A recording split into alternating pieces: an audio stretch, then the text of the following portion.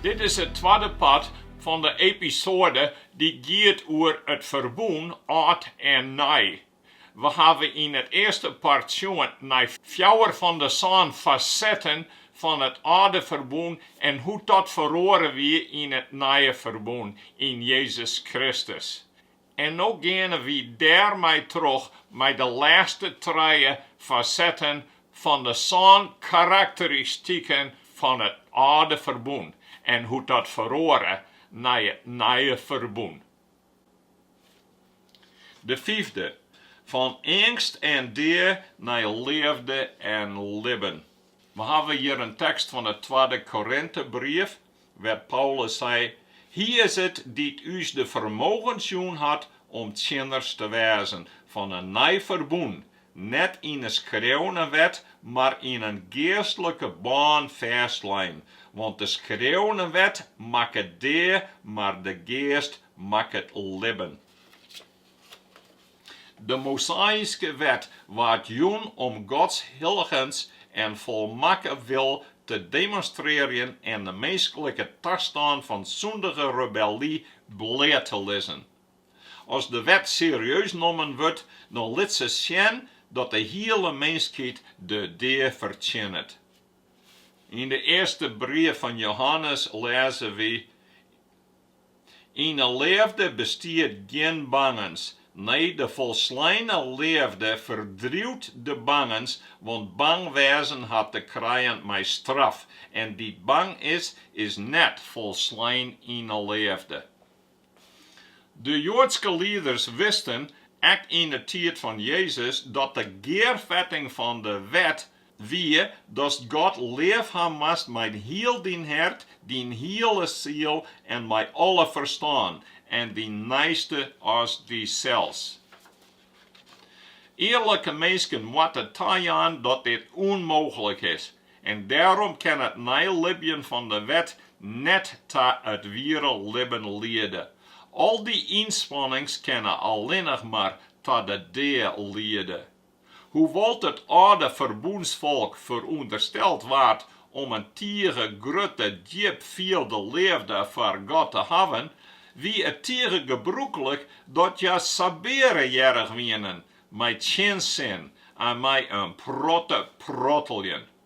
In het oude Ferbûn kon men de boen alleen verbreken door de verbonds mienskip te verlitten, of door kleerbare rebellie tegen het rechtvaardig leefhavende bestuur van God. Maar, zegt Paulus onduts, maakt God zelfs in Jezus een wij voor Fermoedsoening en verjouwing. Om God zelfs door de deur van zijn zoon de schuld en de heerschappij oer immers zonde wegnemen kon. En dit moet aangenomen worden door het ware leauwen, wat ook liefdevolle jergens inhoudt. Net vanwege een dreigende vlok of zwiepen, maar krijgt uit een hart van liefde wij, wat een geschenk van God is door de werking van de Hillige Geast. Wie kennen en leeuwen de liefde die God voor ons had? God is liefde, en die de liefde bewaart, blijft met God verbonden en God met hem. Hierin komt bij ons de liefde tot zijn doel, dat we vrijmoedigheid hebben de dag van het oordeel. Want like als Kristus zal libben wie ook in deze wereld.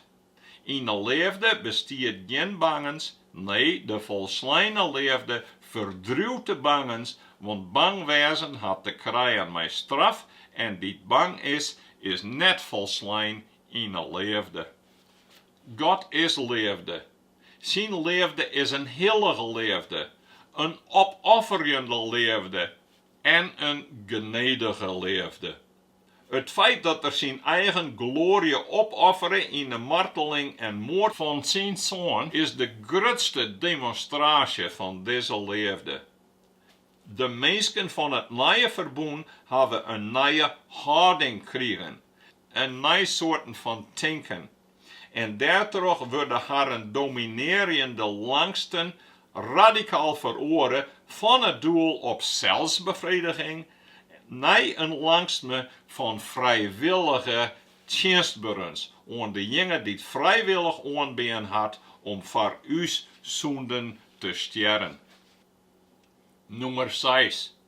Fermoedsoening van verwachting naar fiering.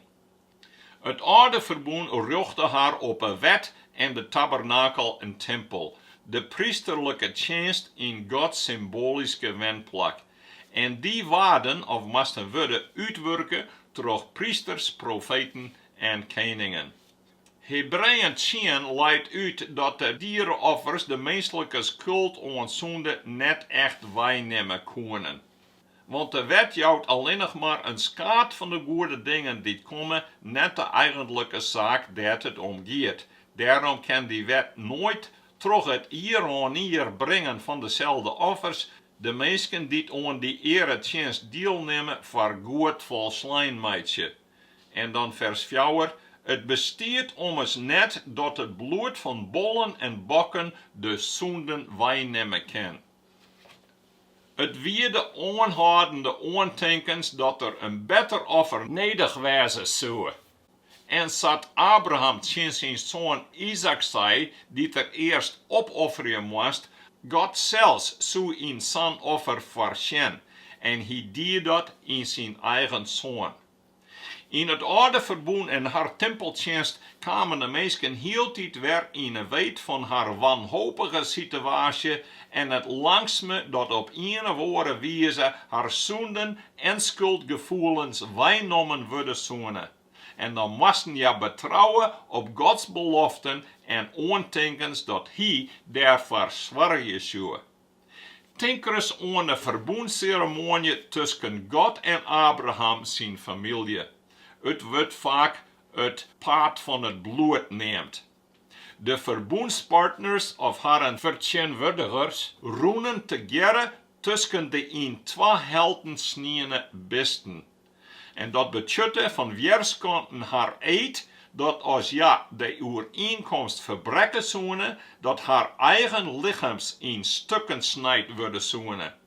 In de Hebreeuwse taal wordt dan ook het sluiten van een verbond neemt het snijden van een verbond. In Genesis 15 zien we hoe God dat broekte om zijn verbond met Abraham en zijn nageslacht te bevestigen. Doet de zinnen onder weer en het zuster weer sjoch. Doe weer er een rekjende oven en een banende fakkel en die gongen tussen de stikken terug. De Hebreeën hielden haar neer aan de eersten van het verbond hadden kennen, maar doch hier God al een reddingsplan taret. Op een soort verschillende wijzen heugde God zijn volk aan deze belofte. Denk maar eens aan het Paasgelaam, zo'n de tijd van de redding uit Egypte. En doet Johannes de Doper Jezus zegt aankomen, doe zijt er, Jere is het lam van God, dat de zonden van de wrâld waarneemt. En op het hoogtepunt van Jezus zijn bekenning is dat correct wat er badde. Zijn lichaam wordt brutsen voor uw zonden. Daarom, als nieuwe verbondsmienskip, zoeken we eerst waarom achteruit en vieren het jongensmiel van uw Heer. Maar daarin maaien we ook vooruit zien op een bruiloft van het lam met zijn bruid, dat is zijn Tsjerke, dat is us. Beste offers wienen een voorschaden van de noodzaak van Fermoedsoening. En God had dit bewerkstelligd in zijn Zoon. Waarom naar Hebreeën 10. Eerst zei er, vleesoffers en offerjeften, brandoffers en zondeoffers hebben jou net willen. En die wienen jou net niet zin. Al mij de wet dan vastschreeuwen dat ze brocht worden moeten.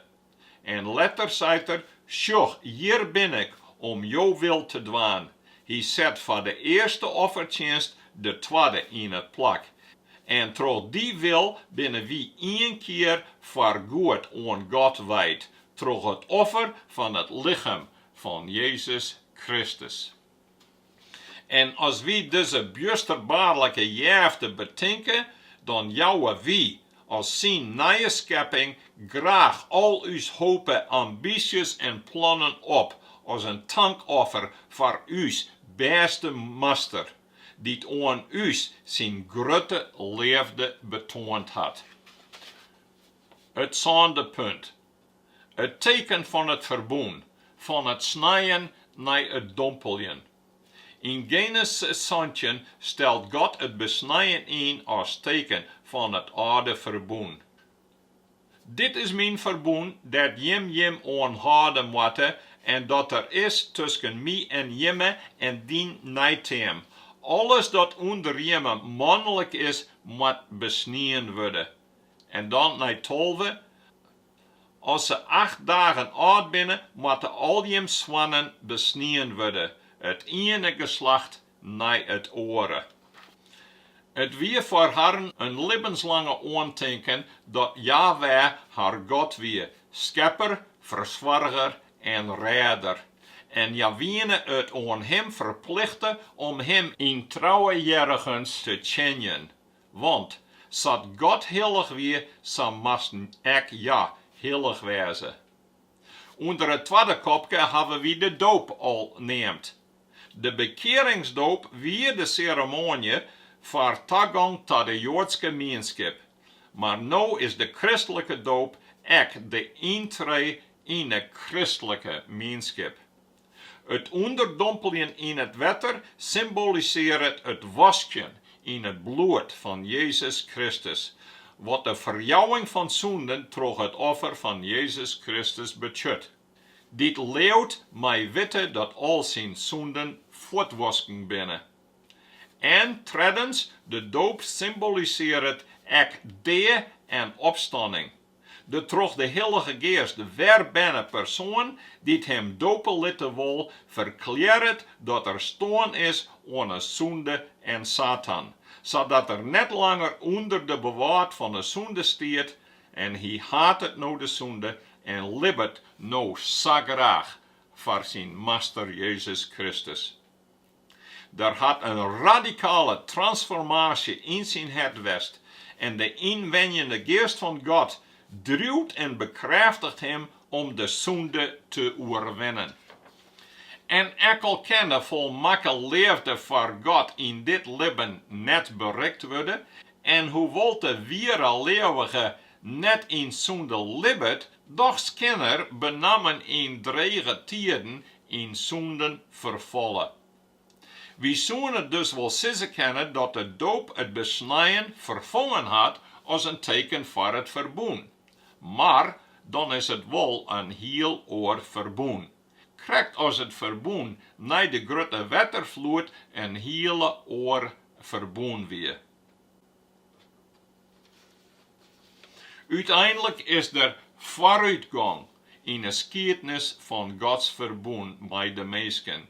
In de epenbieringen en de jaften worden de zijningen groter en groter en daarmee wordt de menselijke verantwoordelijkheid ook groter. We lezen dat in Lucas 12, waar Jezus zei, elke een die het volle kriegen had, der zal volle van vergen worden. Wat meer iemand tabetrouwd is, namens de meer zal van hem eerste worden. Besnijdenis impliceert een belofte, maar ook een bedreiging.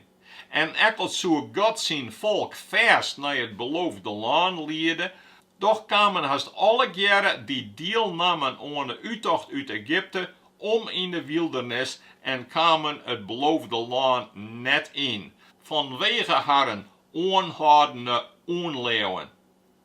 En zo Dr. Jacob van Bruggen us in aandenken brengt, had de christelijke doop ook een bedreiging in. In zijn boekje over het diepe water van de doop waarschuwt de Tsjerke dat het onderdompelen kan leiden tot versoepen.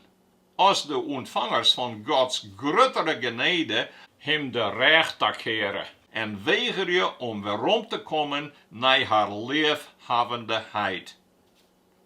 In de volgende serie zullen we daarop weerom komen. maar eerst zullen we in de laatste episode bezieken om te zien hoe alle trije fases van het Ferbûn bijeen passen en ook de vooruitgang zien laten in Gods zegeningen en jaften en verplichtings.